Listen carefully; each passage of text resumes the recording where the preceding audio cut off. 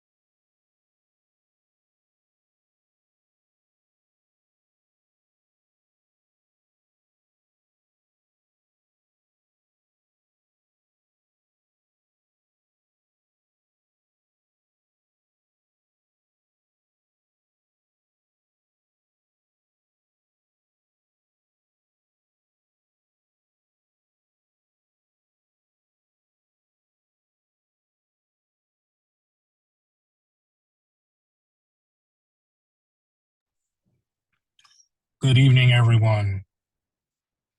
My name is Kyrie. I am here on behalf of BAP SoCal, and I'm going to introduce us to our topic in our webinar tonight. So let's start with who is BAP? Who are we in BAP? And BAP is the Black Alliance for Peace, an organization that seeks to recapture and redevelop the historic anti-war, anti-imperialist, and pro-peace positions of the radical Black movement. Through educational activities, organizing, and movement support, organizations and individuals in the Alliance will work to oppose both militarized domestic state repression, which is these ICE raids we're talking about tonight, and the policies of destabilization, subversion, and the permanent war agenda of the US state globally. We are grounded in the Black radical tradition. That means our work is not just about protest, it's about a fundamental transformation of society. In BAP SoCal, we envision a Southern California where African and Black people live in freedom, dignity, and peace. We see a future liberated from militarism, police violence, and environmental racism. We believe true peace is not just about the absence of gunfire, but the presence of justice, where our local struggles for housing, healthcare, and education are no longer tied to a global war economy. And we are establishing that through the No Compromise, No Retreat campaign, in which we will build power through political education, direct action, and international solidarity. We expose and dismantle the systems that exploit African people globally, collecting our local struggles here to the broader movement for African liberation across the diaspora. So that brings us back to the core of our campaign: no compromise, no retreat. This means we will not bargain for half measures when our liberation is on the line. We will not retreat in the face of state repression. This campaign frames the conditions facing our people not as isolated issues of crime or poverty, but as a deliberate war against African and Black people. And the war has a battlefield. Our battlefield is Southern California. Southern California is not just a place of sun and beaches. It is a central hub of the US war machine. It is home to some of the largest military contractors in the world and some of the largest domestic military installations. The same corporations that profit from bombs dropped in Gaza, Yemen, and the Congo also supply the technology and weapons used to police and repress our communities right here.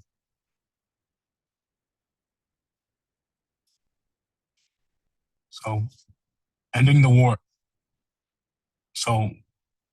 at home by dismantling the war machine in Southern California, our strategy to do so is ending the 1033 program that transfers military-grade weapons from the Pentagon to local police, and deadly exchanges where our police train with violent, occupying militaries like the IDF, abolish ICE and ending deportations, banning the acquisition and use of military surveillance technologies in our neighborhoods. And this is where our conversation about ICE becomes our fight. Lately, there's been a lot of chatter, a lot of discourse about about immigration enforcement as a Latino issue, or Black people can just sit on the sidelines. Essentially, it's not our fight. But that is a dangerous and false separation. We must remember the same state that militarizes our borders is the same state that militarizes our streets. The same system that cages migrants is the same system that cages our Black youth. The infrastructure of repression is interconnected. So when ICE raids a community, it is using the same tactics of fear and violence that the police use in our communities.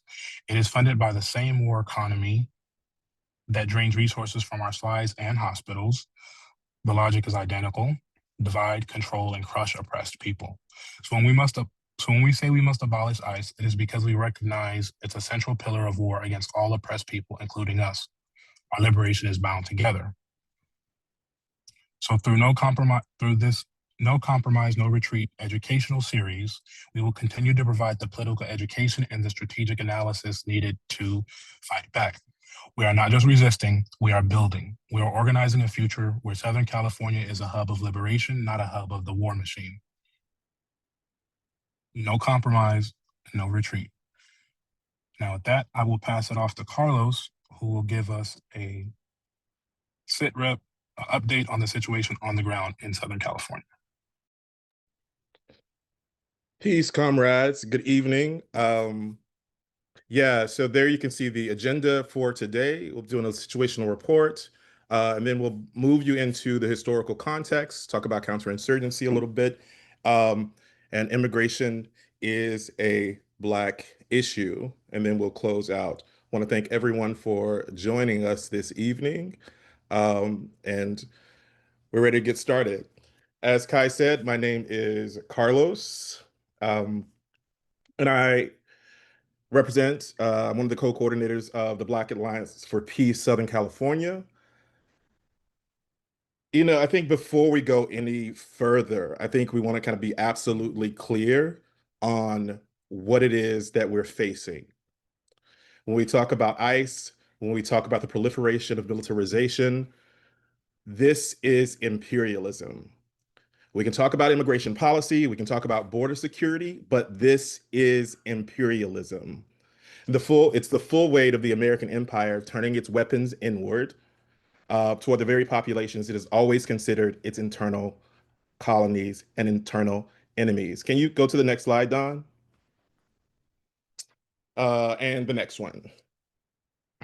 So here in SoCal on June 7th, 2025, the federal government deployed hundreds of National Guard and put out an order for thousands of military personnel under the auspices of Joint Task Force 51. This is the largest domestic military deployment in Los Angeles since the LA riots. Between June 6th and June 22nd, federal agents arrested upwards of 1,600 people here across Southern California. This was in Inglewood. This is in Compton. This is South Central and even Leimert Park. And so when we're talking about Guard, we're talking about Marines, we're talking about Border Patrol, we're talking about ICE, we're talking about local police, we're talking about coordination of the state, what they call immigration enforcement, what we should call military occupation. ICE is one component of a much larger apparatus of controlling and targeting Black and colonized communities. Even as on September 2nd, a federal judge here in California ruled this deployment illegal, violating the Posse Comitatus Act, um,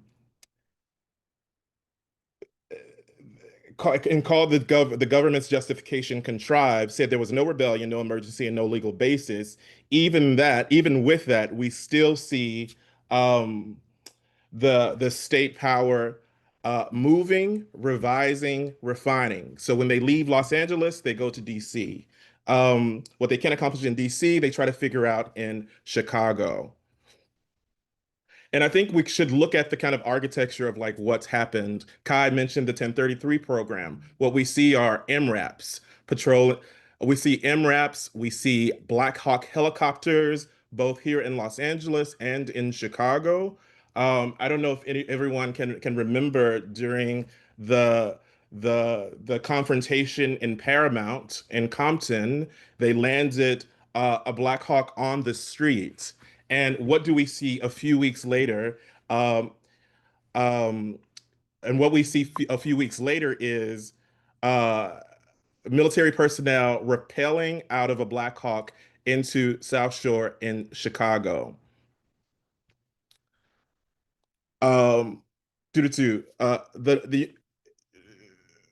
the United States imposes.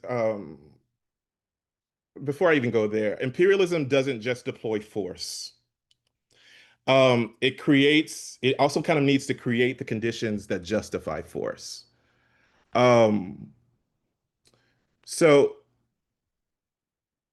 the United let's take Haiti, for example. The United States imposes crushing austerity in Haiti, vis-a-vis the World Bank, vis-a-vis the IMF, US-backed coups, sanction that strangle the economy. And why do we mention sanctions? We have to take a look at the whole apparatus of what it is that um, produces the flow of human people from the global South into the United States.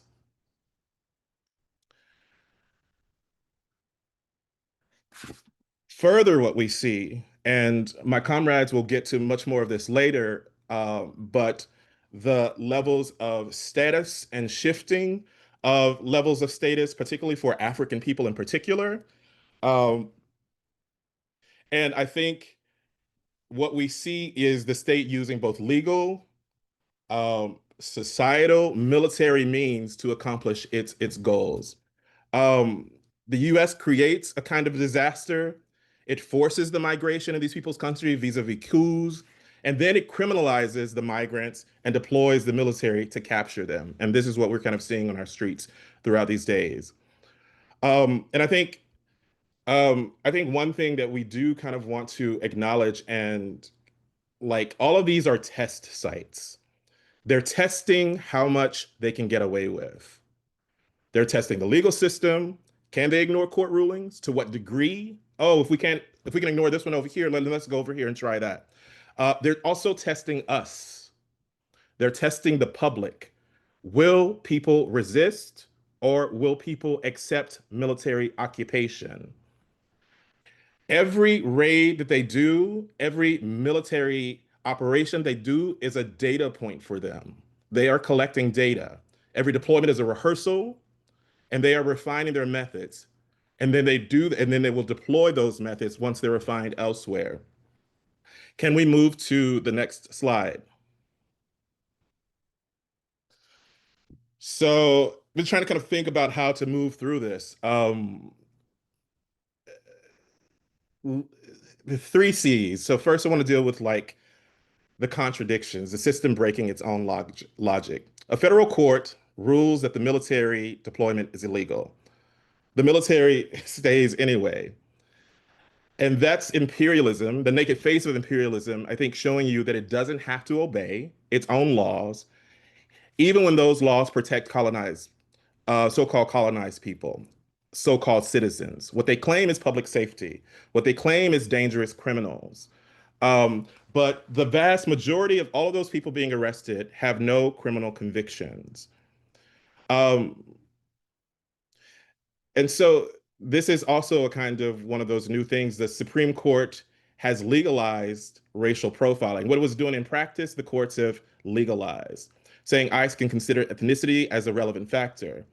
But one of those things that should be pointed out, ICE doesn't even like collect racial data on who they're detaining. So they legalize the targeting, then they hide the evidence of what it is they're actually doing.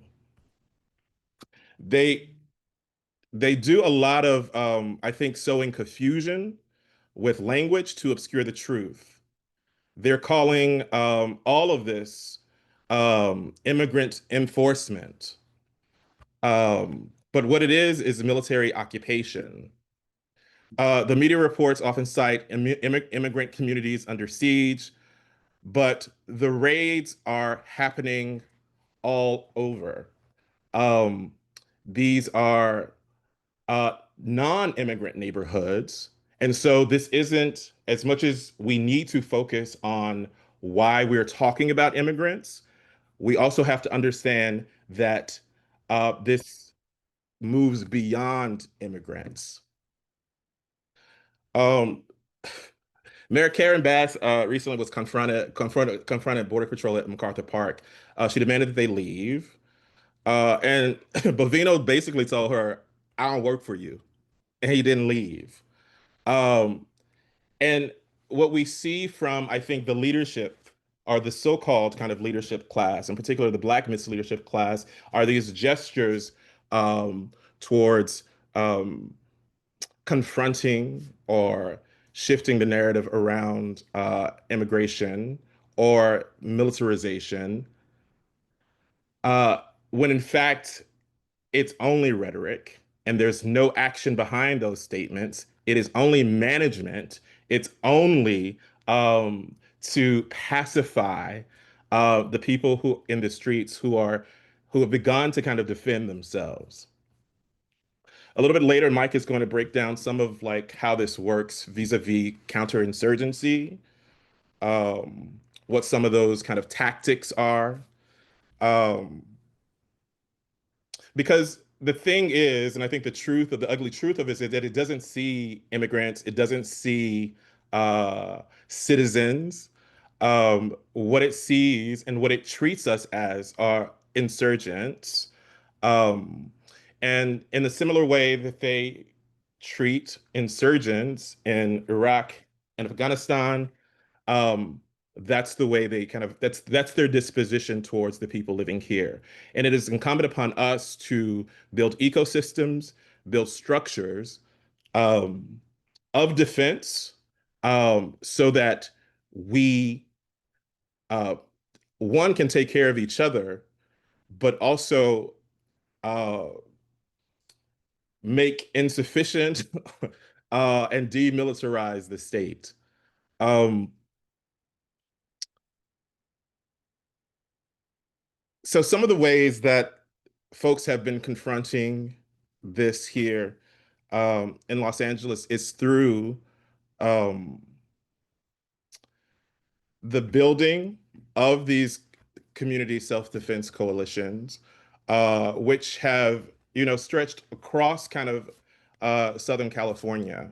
One of those is epicentered here, but is really kind of radiated out. And that's the Community Self-Defense Coalition, of which Uniel DeBarrio put out the call earlier this year in February with some of the insight that uh, we would be facing this escalation um, in tactics by the state. Um, and I think from that, we really have to kind of pay attention to the ways that um, the state had to adjust because they didn't get everything they want, because people were protecting each other, because people had built ecosystems to track people when they had been arrested. Um, and so I think one of our goals for being here this evening is to continue these conversations through um, our campaign, No Compromise, No Retreat, of which one of those demands is the abolition of ICE, um, but also kind of demilitarizing SoCal as a whole. Because as I mentioned, ICE is but one component of this larger imperial structure.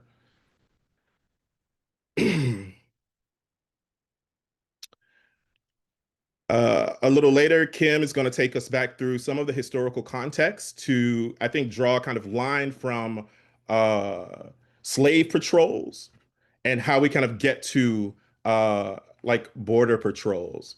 And I think all of that is for the purpose of like this machinery was not invented in 2025. None of this is novel. Um, that it was perfected and practiced and rehearsed as it is now on Black peoples, on Indigenous peoples, and that can't be, I think, lost in this because I think there's a tendency for us to turn this into um, Trump's agenda, and that is partly correct. But we also have to ask the question: how did Trump get here? What policies by the Democrats, what failures of leadership produced this moment, and how have they also participated in the escalation of uh, militarization? So what we see is the folks they're refining in real time. Can you go to the next slide, Don? They're refining in very much in real time. Uh, Chicago, DC, Portland, we see it. Every raid that faces resistance teaches them how to kind of overwhelm the next resistance. And I think we have to learn from their failures as well and buoy up our ecosystems. These tactics weren't invented here. Gaza has been a laboratory, surveillance technology, population control, counterinsurgency, Iraq, Afghanistan, um, Haiti, I've already mentioned, through sanctions and coups. These are the testing ground for economic violence that forces migration, then criminalizes those who are displaced. Los Angeles is but one of these fronts on this domestic war. Um, but in closing, um, I'll leave us with, I think this is very much the same empire. It is the same machinery. It is the same targets. Black people, indigenous people, colonized people across the world, all of us deemed disposable by a system built on our oppression. The empire is organizing itself. How do we? It tests, it adapts, expands. How do we? How are we organizing? Who are we organizing with? The coordination, you'll hear a little bit more about that. But, you know, and when we talk about next steps and our kind of hope for having these kinds of public conversations with people, is to how do we better coordinate? How do we better systematize? How do we better figure out our points of convergence? And so that's what we're here to answer tonight. Thank you for your time. And I will yield there. Thank you, Carlos. There's some powerful questions, and we will go from Carlos to Kim, who's going to go into the history of slave patrols and ICE. Thank you, Kai. First, I just want to invite all of us to do away with a couple of these false ideas or narratives that have floated across the US in more recent years, even as far back as like the last 15 years, right? One, that we are a quote unquote nation of immigrants. We are not. That idea really erases the impact of colonialism and colonization. And then also this idea that family separation just started under Trump or Biden or even Obama, right? And so what we actually know to be true is that the origins of family separation are really rooted in the genocide of indigenous peoples and the forced separation of their children being shipped off to boarding schools, and the separation of African families from the shores of the continent all the way to auction blocks here in the US, right? And that's where we really should situate family separation. And I'm saying that because these things come up when we talk about when these conversations about immigration are happening in the US, and it really just seeks to further erase indigenous peoples and African and Black people from that conversation. I want to thank Carlos for what he said and really like introducing ICE into this conversation. And I just plan to, during this historical connection, really intend to examine the ways that ICE is actually an outgrowth of slave patrols and how the mechanisms ICE deploys now with migrants were first crafted and practiced on enslaved Africans. And using ever expanding surveillance and modern technology, they're being perfected and used on us once again. And so these things that we're seeing happening in our communities are not new. They did not just start. And even though the national narrative paints this picture of immigration being this Latinx thing, right? This thing that only happens to Latinx people or people from Central South America, we should be very clear in this room that it happens to people all over the global South, including Black and African people that are situated in the Caribbean as well. So I just want to start by taking us back, right?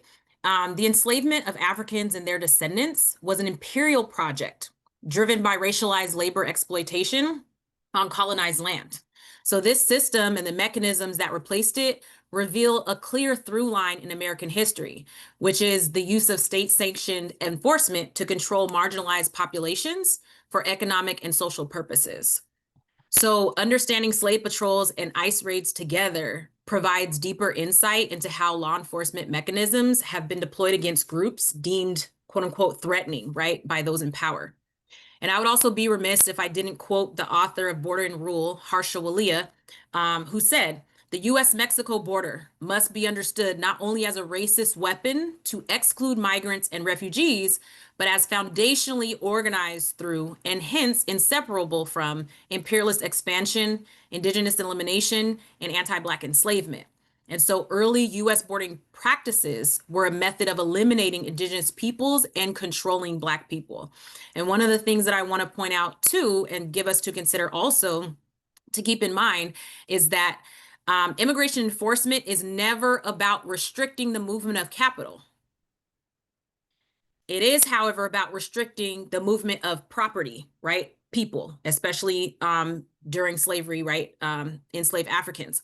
But we know it's not about restricting the movement of capital, though capital moves freely, because we have seen many US corporations over time pack up their operations, shut them down, and ship them overseas for a more easily exploitable and cheaper labor pool. So these are things that we want to keep in mind too, because we want to consider all of the connections, right? All of the things that intersect when we are talking about immigration.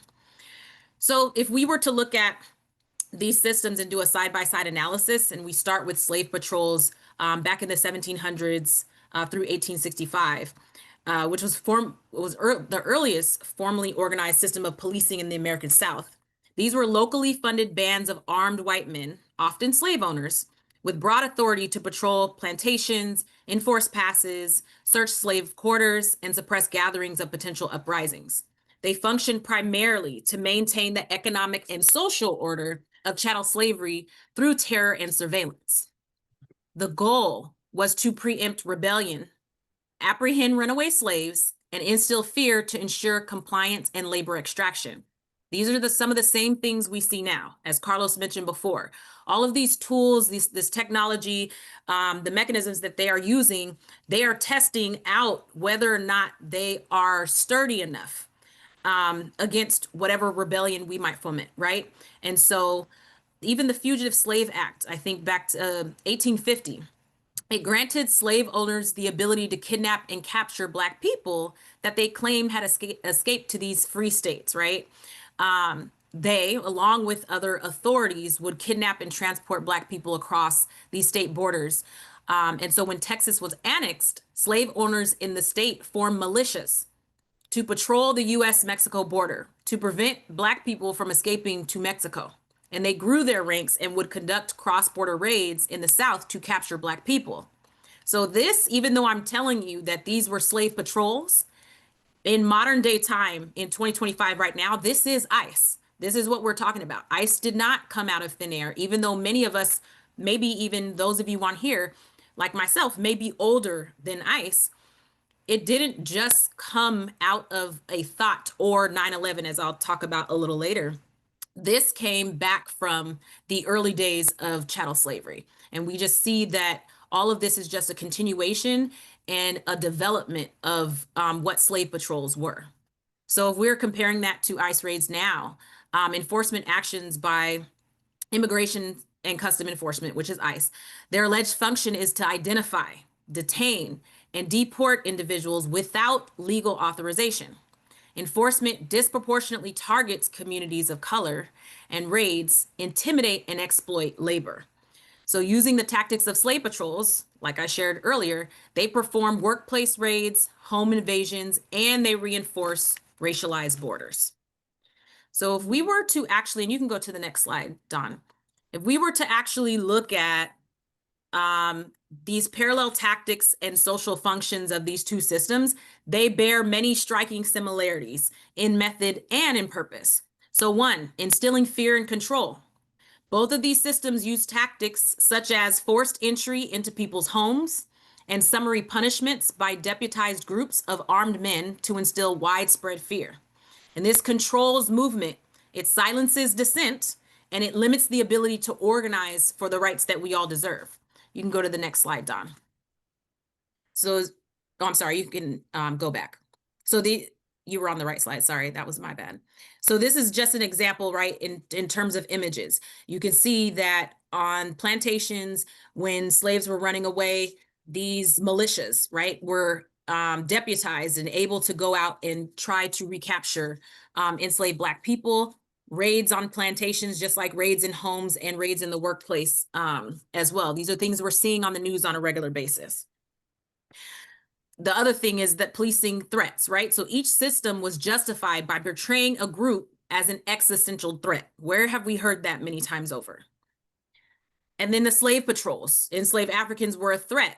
right, to the slave-based economy and social hierarchy. Why? Because enslaved Africans knew that the system of slavery was oppressive and they did not want to be under it, and they fought to abolish it and to end it and to free themselves from it.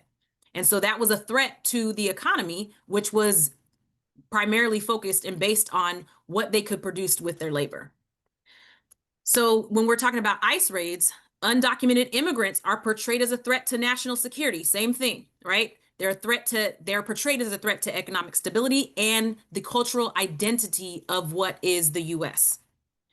So if we were to talk about or expand on the evolution of control, the explicit racial control of slave patrols evolved into the legal administrative control of immigration enforcement. So the target changes. The target is constantly changing, but the function of policing, physical and social boundaries always remains the same. If we were to look at economic purposes of this, the threats of raids and deportation creates a hyper vulnerable underclass, preventing worker organization and suppressing labor standards. Why? Because when people see ICE raids happening at somebody else's job, are they more likely to organize on their job? Are they more likely to want to fight to form unions? Are they more likely to want to fight their bosses for raises and things that they rightly deserve as workers? A lot of intimidation starts to settle in, right? And that works great for empire because, again, the goal is domination, control, subjugation, right? And so ICE, akin to slave patrols, they use surveillance and fear to maintain deportability as a tool of economic control. This is how they are going to keep workers in their jobs, heads down, no complaints, doing whatever it is that they want them to do, and accepting whatever wages that they offer them. So the history of American labor control shows that criminalization is the primary tool. And this mechanism renders its targets vulnerable, regardless of formal legal status. So today, and now you can go to the next slide, Don. There's a very thin line between legal and illegal, and that line is porous. ICE can even detain those with valid claims. For example, we all witnessed this year, South Korean Hyundai employees with valid visas being detained and rounded up, and you can see that in those images to the left. But also Jermaine Thomas. I'm not sure how many of you have heard about his story. His father was an active duty US military, right? His labor was good enough to perform in service of empire, right? Imperialist conquest, but it wasn't good enough to extend citizenship to his son, who ended up this year being deported to Jamaica, a country he had never been to, and he's effectively stateless.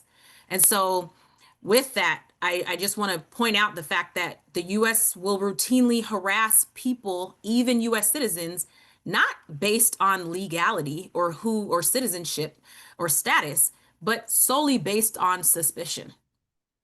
And data, even from BAJI, which is the Black Alliance for Just Immigration, often highlights the criminalization of Black migrants, which is why it's incredibly dangerous for us to allow Black people to be erased from the narrative of immigration in the US, because immigrants face some of the harshest and highest rates of criminalization within this system.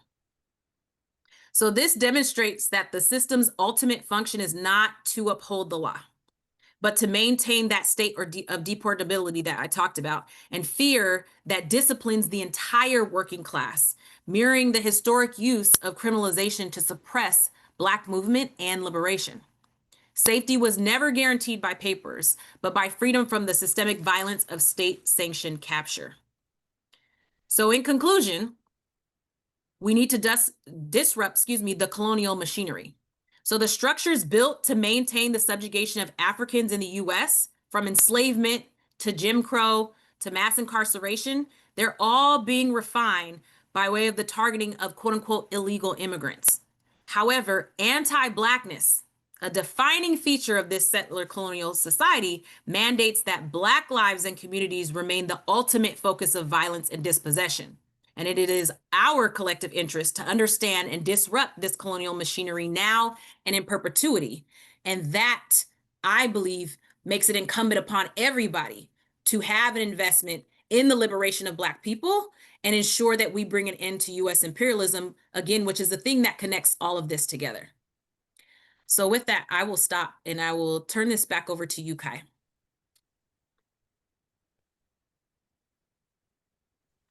Thank you, Kim. That was awesome. A lot in there about imperialism and control of capital. If you have any questions and answers, you can go to the bottom of your screen. There is a Q&A section with a red one right now. Drop your questions in there if you have any questions about what Kim talked about, what Carlos talked about, or what our next presenter is going to talk about. And so now I will pass that over to Mike, who will be talking about counterinsurgency. Hello, everyone. My name is Mike. We're going to be talking about ICE as a counterinsurgent force. Before we get into the details of what counterinsurgent and insurgent mean, we start with an opener from the early 2000s that kind of has some resonance today as far as our attitude towards ICE is concerned. So yeah, next slide.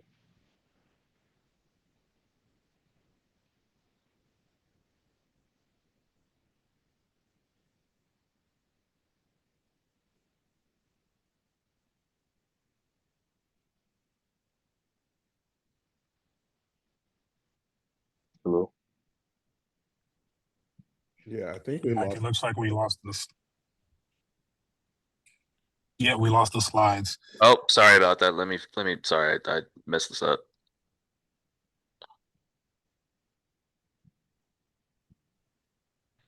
Everybody, that's why I love America.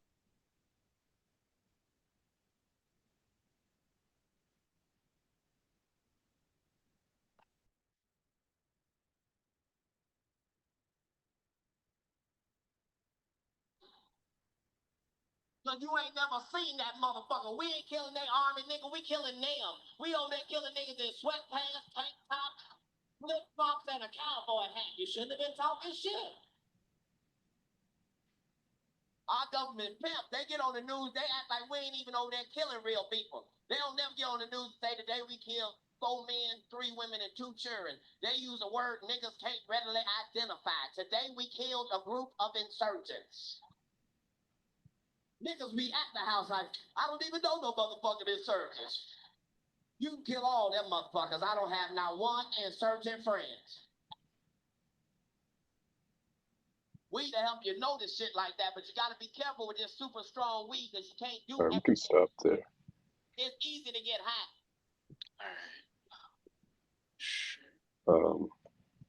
So one of the things that I wanted to highlight with that clip was the deliberate obfuscation of the word insurgent, counterinsurgent. You know, you hear the word insurgent, you know, in reference to the foreign war, you think, okay, we killed someone that potentially deserved to be killed, right? As far as insurgent means, for those that may have like a very passive understanding or, you know, basic understanding of what the word means, you know, we just think it means, you know, anybody who rises up against established authority. There's more to it than that. That being said, I think Cat Williams, regardless of his intentions, is very much a part of the entertainment class and the cultural shifters that represent the Black misleadership class that kind of encourage us to ignore any cross solidarity, any sort of impulse to identify with Iraq, Afghanistan, and as far as today is concerned, with Mexico or, you know, Latin America, Central America more broadly. So I'm going to pull up the military definition of insurgency.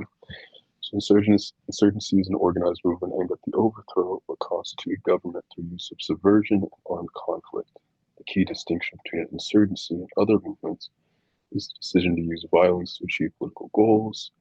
It is normally a protracted political and military struggle designed to weaken the existing government's power, control, and legitimacy, while increasing the insurgency's power, control, and legitimacy. Mike, can you guys hear me Mike, clearly? if I can interrupt you yeah, can you adjust your mic a little bit? It sounds coming through pretty muffled.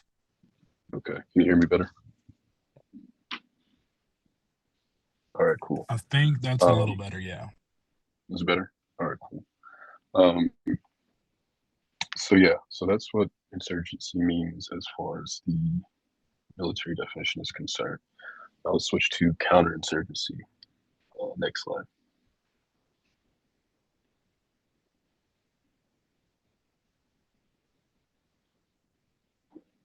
So counterinsurgency, right? So in a counterinsurgency, we have a host nation that forces their forces and their partners operate to defeat an armed resistance, reduce passive opposition, and establish the legitimacy of the host nation's government. It's a proactive approach involving all elements of power, and it achieves unity of effort amongst many joint interagency, intergovernmental, and multinational organizations. So as that pertains to today, we have populations of people, laborers, potential laborers, escaping foreign wars or conquests, coming to the United States, trying to manifest their own destiny. But naturally, when they get here and they don't have those opportunities, that creates a restlessness, the potential for insurgency. So in order to get ahead of that, even coming to fruition, ICE operates as a counterinsurgent force to squash dissent and neutralize any sort of potential uprising against the United States. I think that relates to what Cat Williams said about how we're at war with the people, we're not at war with, MS-13 as being led to believe by Fox News. You just see a bunch of random laborers, people, men, women, children, that are being detained and interned. And I think the natural impulse for people who are native born, who have more secure positions in the United States, is to say, well, at least that isn't me. Next slide. Can you speak up a little bit more, Mike? Yeah. So, as I said before, and as was explained by my comrade Kim, the United States needs laborers, the capitalist class needs laborers. And we need to maintain an underclass that is desperate and poor enough to be more easily exploitable. And the excess laborers are corralled into prisons as a preemptive means to prevent insurrection. The United States historically has captured populations, whether we're talking about European colonists who came to the New World, African chattel slaves, or natives, indigenous people to the Americas, and the concentration of various immigrant groups in bustling cities to work in factories, or the use of child labor. These have all been examples of the United States capturing people, using them as labor populations, and keeping them poor and destitute in order to make them more desperate and more eager to sell themselves. And in doing so, the United States is more comparable to Tsarist Russia as a prison house of nations, which is more accurate compared to the idea that immigrants willfully and joyfully built this country with some sort of, what's the word? I feel like we all contributed to something with intention. So the United States imperial reach has only exacerbated this relationship to the global proletariat. And so ICE is now operating on both the domestic and global network. And it's using the context of safety and security to become more global in its reach. And its collaboration with the Department of Justice and the Department of Homeland Security, which was created as a part of the expansion of the security state post 9/11. They've been acting. Can you adjust your mic? Maybe it's a microphone issue. Am I good now? Can you hear me now? Yeah. Is that better? All right, cool. As I was saying, now they're acting as the president's personal brown shirts, both literally and figuratively, to undermine any opposition to white rule and suppress any anti-American sentiment. All right, next slide.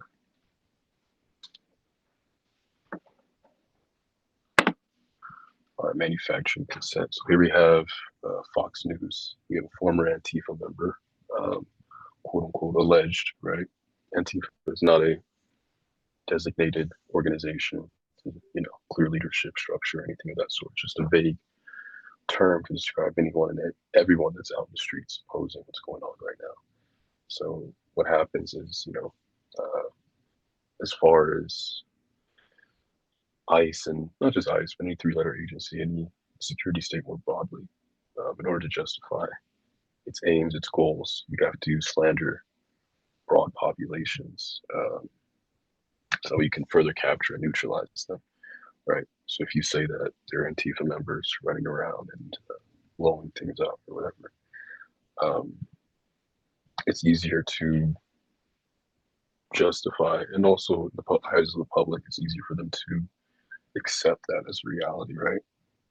So it's a counterinsurgency strategy. ICE can more easily arrest, capture, and deport anyone that they deem fit as a means to neutralize dissent. So when we label Mexicans as bad hombres or potentially MS-13 members, we've seen the slander of black males as YNs, the slander of Arabs as terrorists, but also the same goal of creating that association in the minds of anyone who feels threatened by them. So the designation of who is an enemy combatant becomes flimsy, right? So we have gang members in Haiti. That can mean anyone with a gun, regardless of where they stand and their respective conflict. We just bombed drug dealers off the coast of Venezuela. What's to stop us from bombing drug dealers in the United States, right? So it creates the conditions to justify a preemptive strike, which is kind of like a counterinsurgent move, however that manifests. And because they've already tested it abroad, it's easier to do it domestically. And historically, we have done it domestically.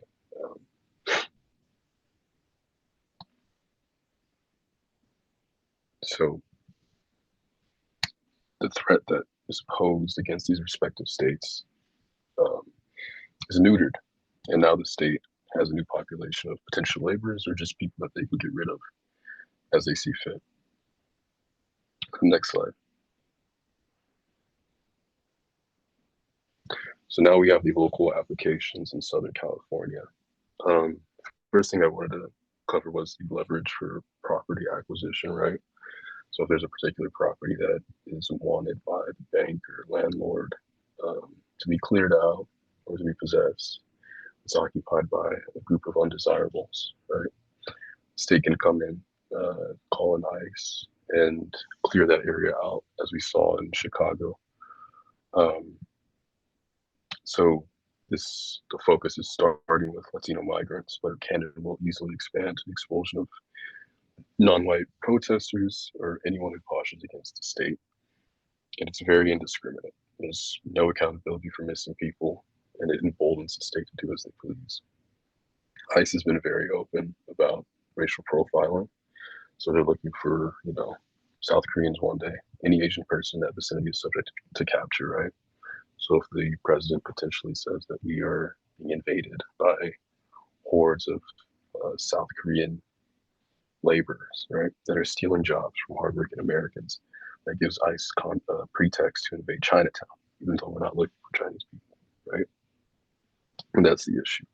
That this isn't about whether or not a population possesses an actualized threat to the state.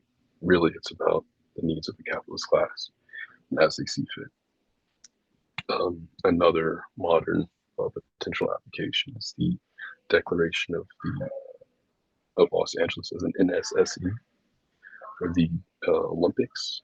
NSSE is a national special security event, which kind of justifies the collaboration of so many different arms of the state, CIA, ATF, DEA, ICE, and the creation of specialized units to enforce security in Los Angeles. So there's going to be a greater focus on national security, and this could easily be used as pretext to just come in and deport anyone that poses a threat or just disappear anyone. And ICE is very clearly and very open about their integration of white nationalists into their state. And so naturally, this will be a way to reinforce white supremacy, ensure that anyone and everyone feels like they're on the chopping block, right?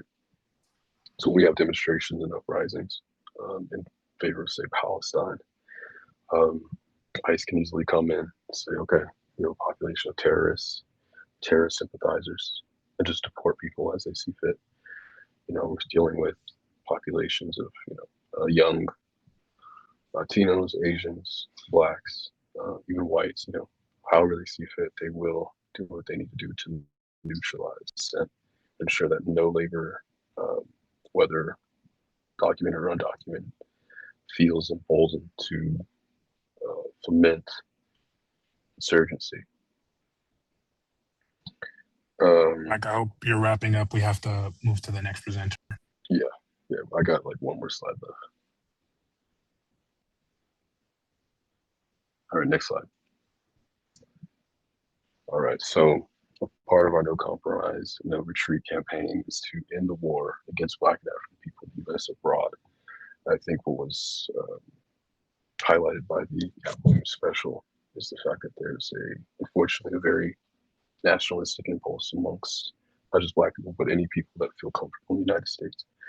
And now it's clear that that rug is going to be ripped from underneath our feet as the state sees fit. So it's important that we must build broader coalitions rooted in anti-capitalism and anti-imperialism. We must disrupt arrests, participate in community controls, and inform the public of the existential threat that these three-letter agencies, including the United States, pose to all of us. And that's my piece. Thank you. Thank you, Mike. I think bringing up that NSSE designation is so crucial because that will enable further clamp down by the military state unless we disrupt that imperial machinery sooner than later. And with that, we will pass it to Joan and Victoria, who will be covering a more direct question of why this is a Black issue. Yes, thank you, Kai. Hello, everybody. My name is Joan. My pronouns are she, her. I'm one of the core coordinators of BAP SoCal. Feel free to move to the next slide. All right, so as my comrades have kind of been talking about, it's important for us to say that when we talk about anti-Blackness and immigration, right, we don't just mean that ICE officers are racist, or even just that like the movement itself for immigrant justice, right, has a lot to contend with when it comes to anti-Blackness. We're noting that the immigration system itself, DHS, ICE, CPB, etc., found their basis, found their logic in the logic and the tools of white supremacy.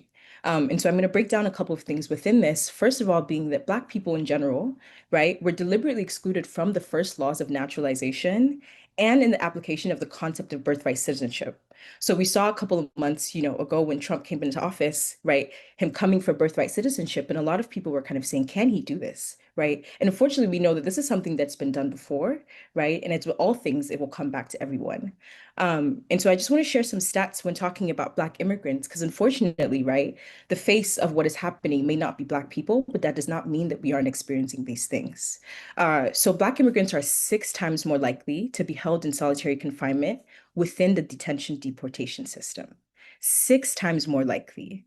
Black immigrants are held longer in detention overall and are often denied bail or have to face higher bonds. If you are a Black immigrant with a criminal conviction, you have a 76% chance of being deported compared to 45% of the immigrant population overall, right? And then lastly, 28% of all the abuse-related reports that were made to a hotline in 2022 came from Black immigrants, despite the fact that Black immigrants only account for 6% of the total ICE detention population.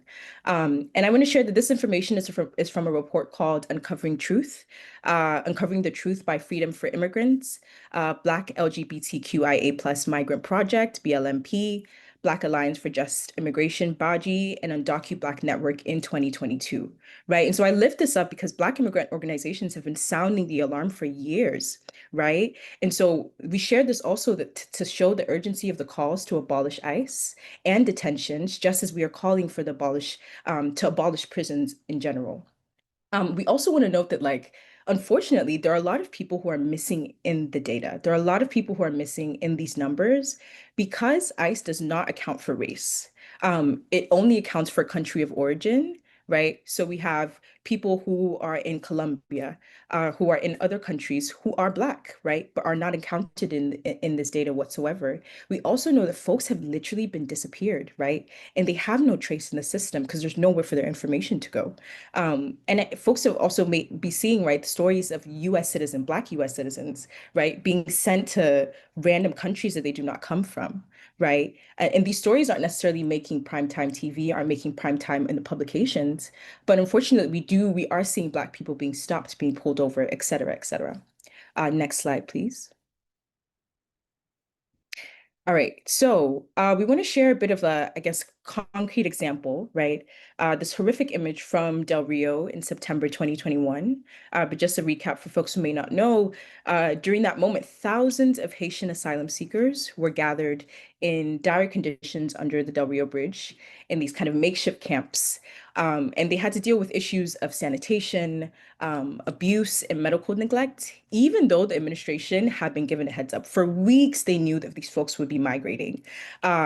But they weaponized Title 42, which was a COVID era policy against migrants, and they denied them asylum, right? And not only that, they employed these Border Patrol who can literally be seen in multiple photos whipping migrants.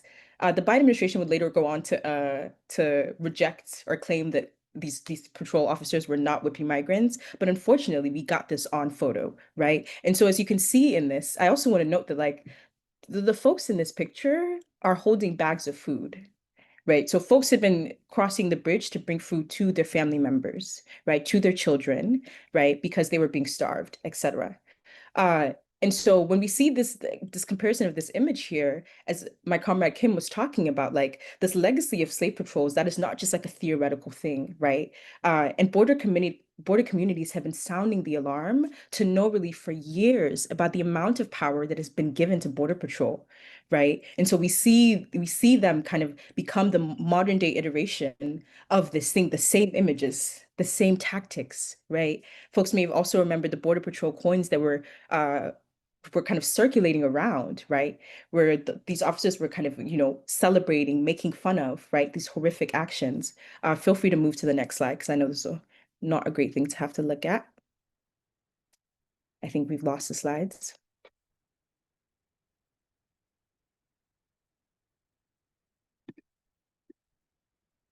Dawn. And I can keep going regardless. All right, we're coming back. And so just a quick pause. Why are these groups migrating? Right? Folks often talk about what happens when people come here or on their journey. Why are these groups migrating? Right? And so as, members of Black Alliance for Peace, it is important for us to call out US imperialism, right? We have to know the sanctions, right? These are countries, Haiti, these are countries that have been sanctioned, pillaged, invaded, intervened. The US has created conditions in which it is impossible to live, right? It is impossible to enact the kinds of self-determination that we all deserve. And so we see people migrating to the US, right, to the imperial court in seek of respite, or simply to enact what should be the freedom of movement, and instead are met with even more violence and instability. So those images that came out of that moment and have come out of many moments are reminiscent of many from the past, right? From slavery, from Jim Crow, because these are their present day iterations. These similarities are not coincidences, right? And this terror that is exercised on Black and African people, unfortunately, will reach everyone else. And then it comes back to us, immigrant or not. And so we wanted to share that example too, because, that was under a different administration, right? We're not sitting in this fallacy that this is a Trump issue, right? This is a US issue. And so you can go to the next slide, please. And so within this understanding, yeah, we understand the Black migrants come in the afterlife of slavery. And with this, I'm referencing Tiffany Willoughby Herard's work, where she kind of lays this out in, it's a work called More Expendable Than Slaves, question mark, Racial Justice in the Afterlife of Slavery, and really making the ties between what has happened in the past and what we currently are seeing, right? This is not just like one-off instances of discrimination. We are talking about systems and logic that have derived themselves from a very specific historical moment. And we also understand that we have to understand, we have to see it that way so that we can be tuned into this imperialist project at large, and know that deconstructing the border and the immigration system is a key part of deconstructing the military warfare here in Southern California and all over the US, right? Because now we're seeing what happens when we don't get a hold of Border Patrol. They come more and more inwards. Suddenly they're in Chicago. Suddenly they're in DC. Suddenly national troops, right, are outside when you step outside. Now it doesn't even matter if it's ICE. It could be the police, it could be CPB. And so just breaking down some of the, a couple of things under this to help understand how, Black immigrants are coming in the afterlife of slavery. One of the things I want to note is that, Black codes were enacted to regulate Black people and criminalize basic everyday behavior, such as assembling in large groups. But what we saw is that when Chinese immigrants began to immigrate to California in the 1850s, many of the white residents turned on Chinese newcomers and adopted the language of anti-Blackness to then legally criminalize the actions of immigrants. One such example of this can be exemplified in the 1854 California case of People versus Hall, right? And so I think this example is really important because what we're seeing is that the language of anti-Blackness sets the stage for the criminalization of immigration, right? Immigration has not always been, right, something that one would end up in prison for, right? And we also want to call out that a lot of this is with the intent of terror, sure, but also the intent of profit for entities like CoreCivic and other private prisons that have benefited from the incarceration and the labor of migrants, right? I also want to note the asylum law was changed following the rise of Haitian migrants seeking asylum in the 1970s and the 1980s, right?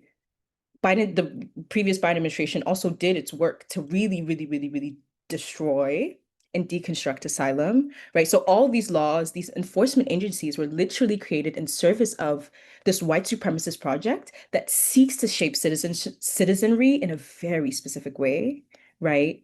And continue its project of eugenics.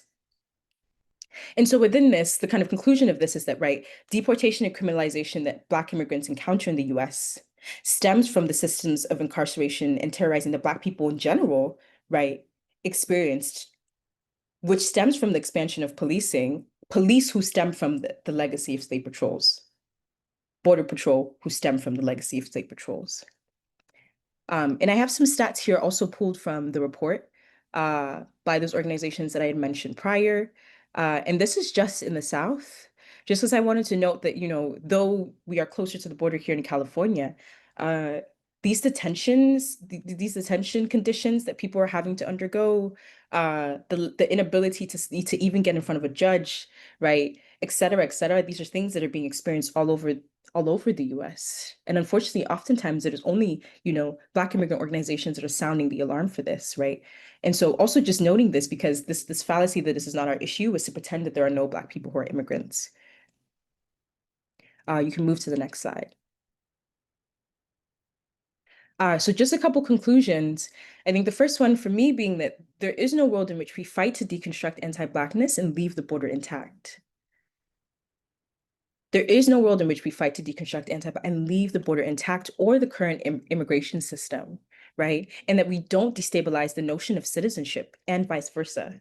We cannot hide behind the fallacy of the protections of citizenship because as we're seeing, and as many of us unfortunately guessed early on, these ICE raids and escalations are being used to then come and terrorize all of us, as we've seen recently in Chicago and in DC. We've seen here in Los Angeles, right? They're coming into our neighborhoods. These things aren't warded off, right? And even if it's not at your front step, one of the things that we talk about as folks who really value coalition building is that, yeah, just because it's not at my door does not mean that I should not care about this, right? Because we understand that all of these things are deeply, deeply, deeply interlinked, right? And also serve, right, the function of capitalism. And then secondly, as with any terror in this country, our communities will be impacted disproportionately, and we have to get clear on the urgency of the situation. We have to get clear on the urgency of self-defense. Shout out to the members in the chat that I see from Community Self-Defense Coalition. We have to get clear on coalition building, and that is why BAP SoCal is a part of that coalition. That is why we're a part of the No Olympics Coalition, because as my comrade Carlos said earlier on, they are organizing themselves. They are organizing themselves. We too must get organized. And we can, right? These are not just theoretical things. The tools exist. People have been patrolling for decades, protecting their communities for decades, building other systems of value and other systems of identification outside of citizenship and being undocumented for decades, for centuries, right? And I also want to note that, first they came for asylum, or one of the things, of course, they came for is asylum. Now they've come for temporary protected statuses, TPS, right? Which is one of the only ways that people could come from Haiti, could come from Cuba. And even more recently now, they're trying to add $100,000 fee on H-1B visas, which is one of the only ways that, people from non-white folks can come to the US, right? All with the intent of terror and delegalization, but also consolidation of capital. So as my comrade Carlos said earlier, we have to get clear on this, right? Just because Black folks aren't making, the headline news of folks who are being deported and harmed and pulled over does not mean it is not happening to us. It is. And even if it wasn't, that does not mean that we should not care, right? Because to deconstruct one is to deconstruct all of them. To abolish one is to abolish all of them. And so for there, I pass it over to Victoria. Thank you all so much for being here. Please drop your questions in the chat. Or actually, you can go to the next slide. And these are just the recommended readings. Highly, highly, highly recommend the report by Baji on DocuBlack and the Black Migrant Project, BLMP, and Freedom for Immigrants. These are folks who have been collecting this information for years. Support these organizations, right? They may not be getting the fundraiser, support these organizations. The people are already doing this work, right? And we can tap into them. So with that, I yield and pass it over to Victoria. Thank you, Joan. Very important information. We also wanted to address the confusion and some of the conversations happening in our communities on this topic, because it's really important to be able to challenge that confusion and challenge it with something other than like, oh, well, we should care, because people aren't gonna hear that. I'm sure many of you have at least heard or seen people say things like Black people are staying out of this one, or I'm an American citizen. In this section, I want to talk about why those statements are wrong and also how they're dangerous. Can we go to the next slide, please? Before we play that clip, I'm not sure if it's auto playing. Can we go back to that one? Thank you. I want to start with this brief clip of Kwame Ture speaking about the contradictions of African people living in the US claiming American identity, and then we'll talk about that a little bit. Don, you might have to unmute for the audio.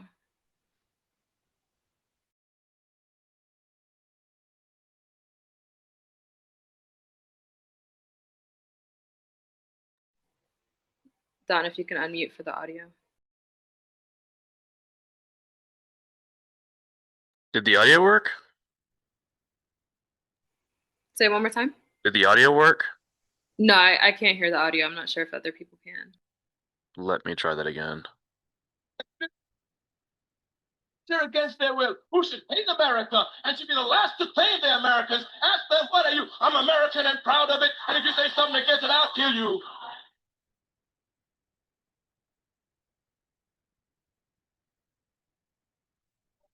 They say the job of the enemy is to make you identify totally with the enemy.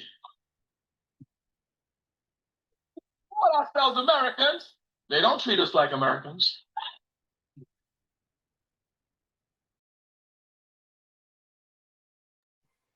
Thank you. So in watching that clip, a few reflections came up for me around the statement of like, well, I'm an American citizen, ICE is not my problem. Could we go to the next slide? So these are a couple reflection questions. I might not read them all, but like these are some things that pop into my mind when I listen to that clip. The fact that like we've never been afforded American identity or even full personhood in this country. Do the white supremacist ruling class see any of us as Americans? We can ID however we want, but if we're not being treated that way, and if the rulers that created this nation don't see us that way, then it doesn't really matter. Do they even see us as people? Do they want us to be here? And have Black people in this country ever been exempt from any form or agency of state violence? I think that, like, the notion that any arm of the state skips over harming Black people is like completely ridiculous. I think the answer to all these questions is no. To believe that a violent arm of the state won't engage in anti-Black targeting or negatively impact our communities is ahistorical, and it's also wishful thinking. We can go to the next slide, please.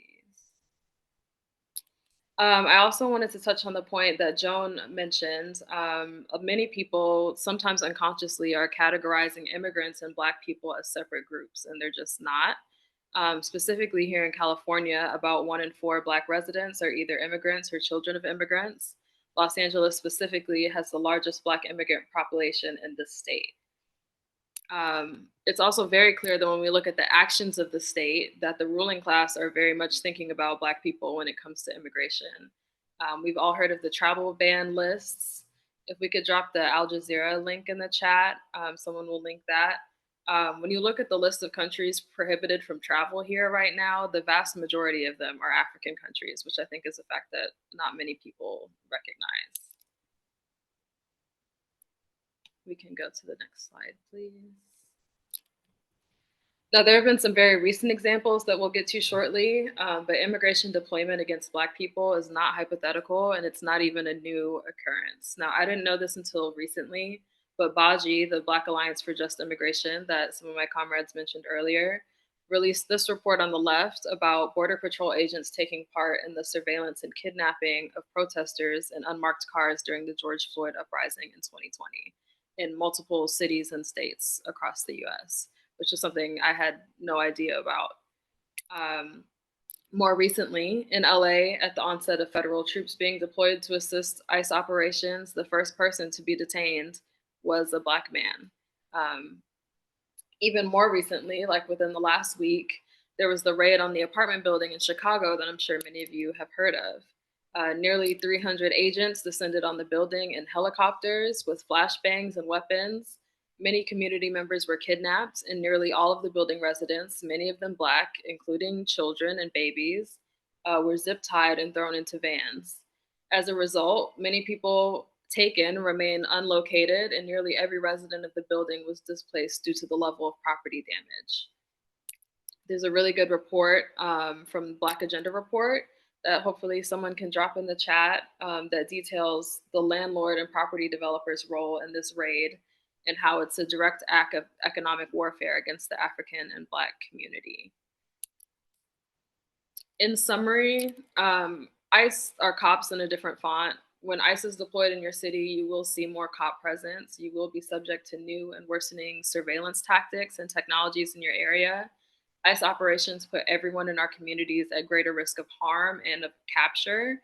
Our entire campaign of no compromise, no retreat comes from an understanding that we're at war and that that's not a metaphor. Failing to realize the reality of the conditions and what the threats are to us and our communities is dangerous and will leave us unprepared and vulnerable to what's coming. I will pass it back to Kai to close this out.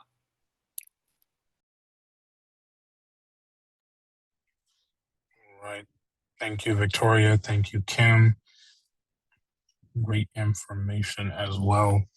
We're going to move into the question and answer section, the Q&A section of the webinar. We have 4 questions in the chat. I think we'll have time to go through all of them. Let me get the first one. And this, any one of the panelists can answer this. Oh, there is the Q&A section. Okay. So let's go with this question here. Do we have any examples of coalitions working closely and successfully with legislators and lawmakers to create any bills to abolish ICE? I don't.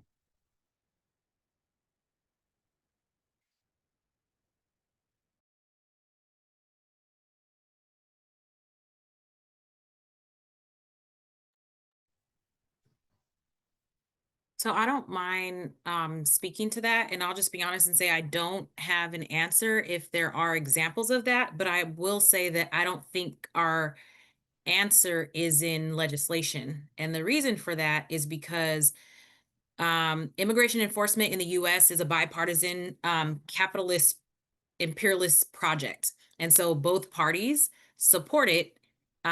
It's just that Democrats don't like when it's too violent and brazen. Republicans love it that way, but Democrats prefer it when it's more quiet and swept under the rug. And so neither party is looking to do away with ICE. They utilize ICE, they leverage it. They find it beneficial too, for the same reasons that myself and some of my comrades talked about earlier today. And so I don't think our answer is found through that, but more so through how do we defend our communities against institutions like ICE, and then how do we fight to organize for a society where ICE doesn't exist. And I know that for some people that's like this massive thing, but I think it's more so about tackling these systems of oppression, right, that allow institutions like ICE to even exist in the US. And so I think we really need to get to the root of it, because if we try to go the path of legislation, it's just more reforms. And so I'll give an example of that. I actually used, so I'm speaking from personal experience now.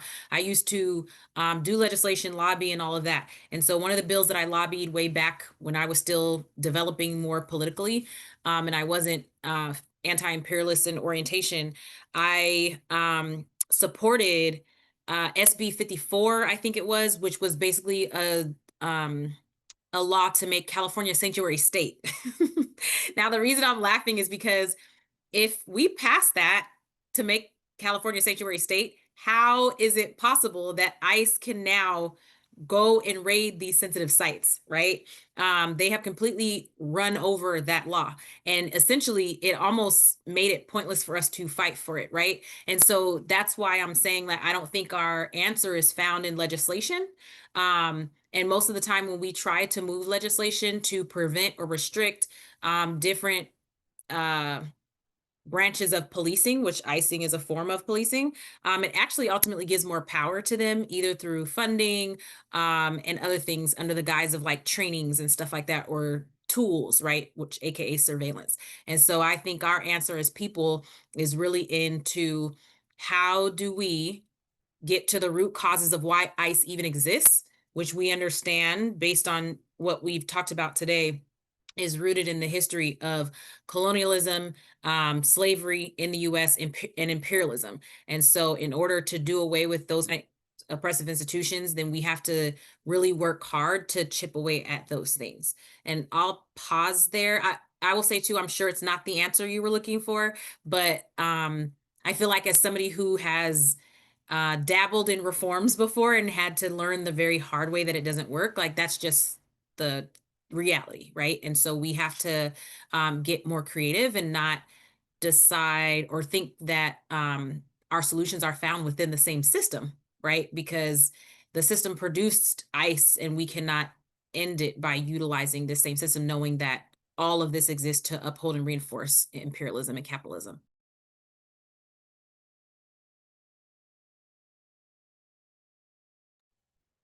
Thank you, Kim.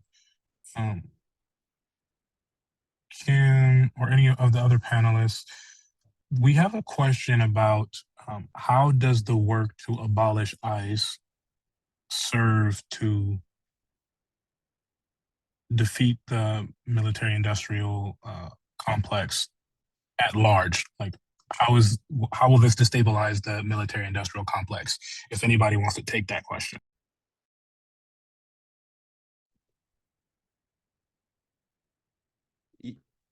Yeah, I mean, I can try to speak to that if I think if I understand the question correctly. Um, so what we're seeing is the state um, really cohering the entire military industrial apparatus in the service of capital, taking more and more liberties. And so, to put it, I mean, in the kind of simplest way, you would literally be playing whack-a-mole by trying to kind of abolish or get this thing over here.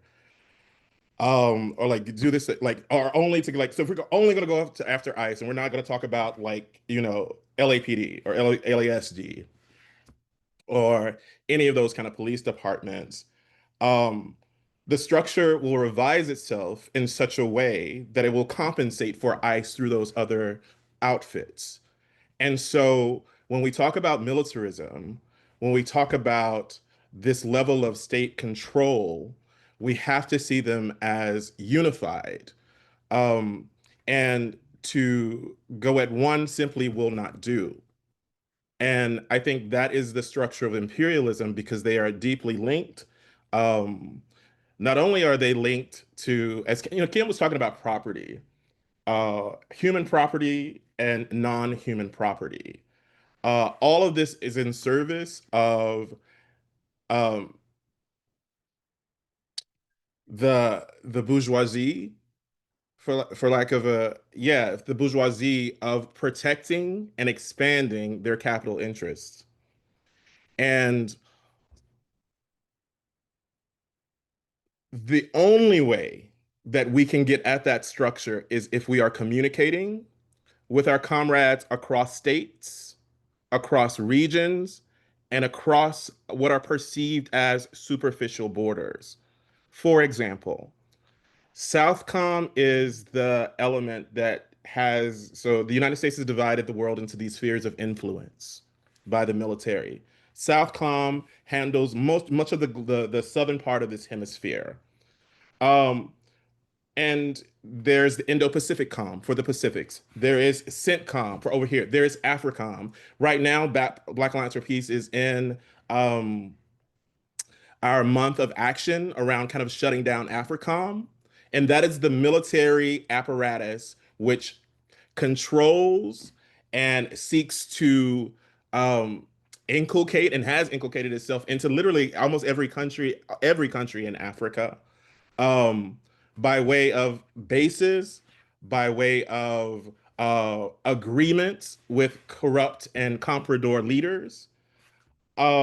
And so, like here, what happened in LA, the orders that came down when the Marines and the National Guard were mobilized, they were mobilized under the federal government, under Title 10, and all of that was headed up by Northcom, which oversees this. Northcom was providing logistical support by way of drones, by way of surveillance, like where are the people, and coordinating the efforts of those troops along with DHS, along with CPB, along with yeah, ICE, and as much as they say they're not supposed to, or Karen Bass, they kind of give nod to like whatever like messages of a sanctuary city, they were also cooperating. And I saw this with my very kind of own eyes.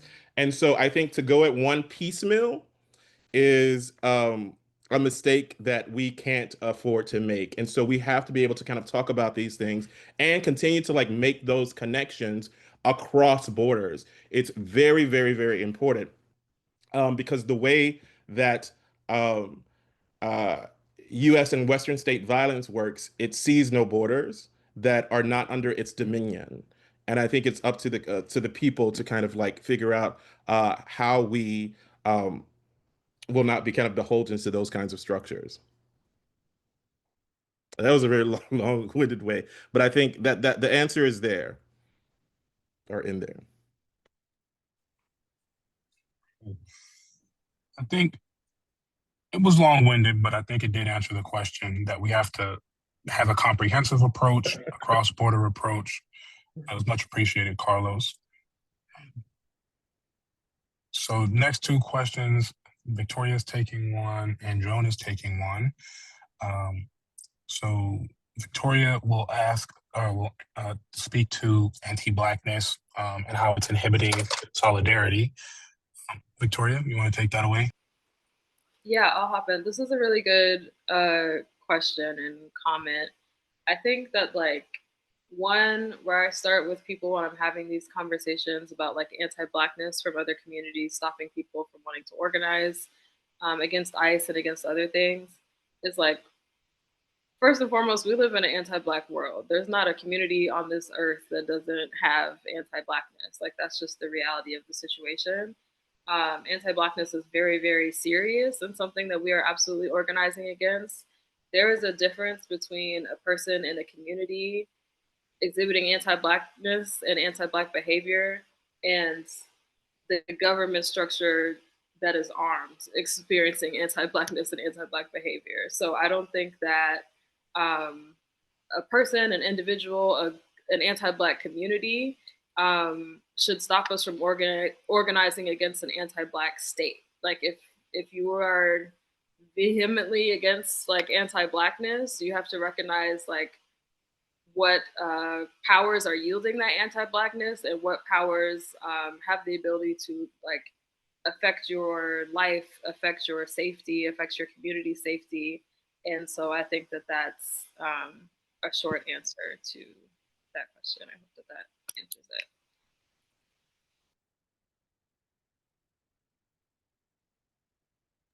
Yeah, thank you, Victoria. And that distinction you made, I think, is so important. And I also want to share that, like, you know, I was at a patrol training with Community Self-Defense Coalition, and there was a story that they shared about, folks who've been patrolling, in South LA. And like a lot of, children and students were trying to figure out how do we get tapped in. And then one day they noticed there was just like this group of Black students who had stopped them and were like, what are you all doing in our neighborhoods?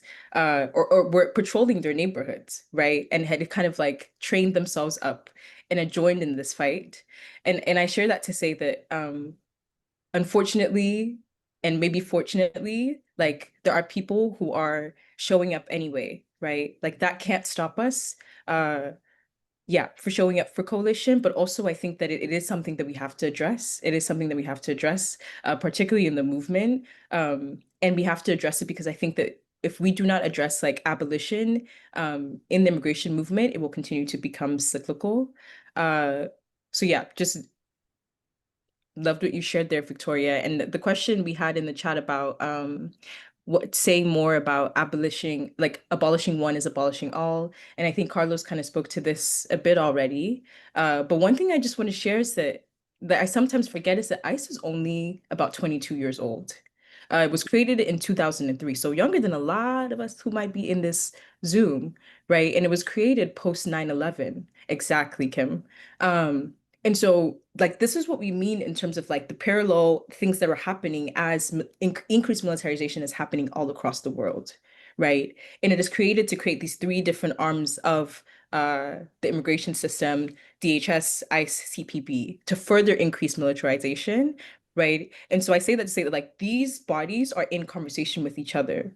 ICE is not like limited to the interior of the US, right? DHS is not limited to the interior of the US. Like all of these things are working towards the imperialist project. So if we are going to like try to dismantle one, it already is working towards like in service of the imperialist project. And so we have to think about, okay, how do we attack, like how do we really end and attack militarization in general? And so Carlos was talking to a bit of that around, some of this, the work around AFRICOM and SOUTHCOM. And just calling out the fact that this is a country with hundreds of military bases all across the world, right? Who needs hundreds of military bases all across the world if you are not at war with the world? And if you are at war with the world, she laughing. Oh, I'll say that. Yeah, I'm like, if you're at war with the world, you also like need to keep your citizens, quote unquote, in check. And so, yeah, there's a kind of big picture way of looking at that. But like, yeah, ICE is able to function because of, right, the status of the border. And the border is not just a land entity, right? It extends beyond the kind of physical wall. I don't know if Kai, someone mentioned that we should be wrapping up. I don't know if there was any final questions, but if there are any last questions, I know that we can definitely follow up by email. Maybe we can drop one in the chat.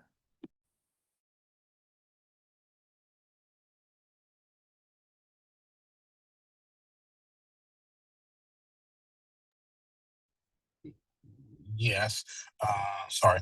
We will be following up with every question that we didn't get to by email.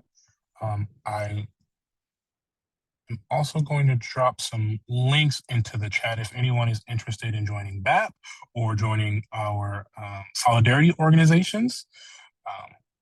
We really appreciate you all for coming to this first webinar. Again, this is a series, so there will be future webinars coming. So be on the lookout for that on our Instagram.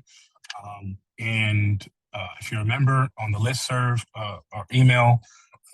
But thank you all again. I'm really nervous, so I'm just trying to make it through this. But I thank Carlos, Joan, Victoria, Kim, Mike, Don, all of you did a great job. And thank you all for being here and participating. And that'll be all I have to say. But no compromise, no retreat. No compromise, no retreat. You did good, comrade. No compromise. Compromise, no retreat. Thanks, Thanks. y'all. No compromise, no retreat. Thank you, everybody, for coming. Peace to all the East Coast comrades out there up late tonight. I see you, Sister Sheena. And she was trying to get on us. I'm like, we deal with this in the meetings. I see you, Kai. Y'all get a little taste of like what it is. We be up early, y'all up late. That's how we got to do. So Excellent. early. Up 7 a.m. for meetings. Appreciate all of the comrades who are in here. If you want to get in touch with BAP, tap in IG. You can join at blackallianceforpeace.com. If you have any questions, hit us up on the IG. Peace. Enjoy your evenings. I hope y'all have ate already. Y'all probably eating while y'all listen to us. That's why y'all ain't put that many questions in there. But we'll see you next time. It is our month of action. Carlos dropped the link earlier in the chat. So it's our month of action against AFRICOM. So if you are interested in that, please click the link. I'm getting ready to reshare it.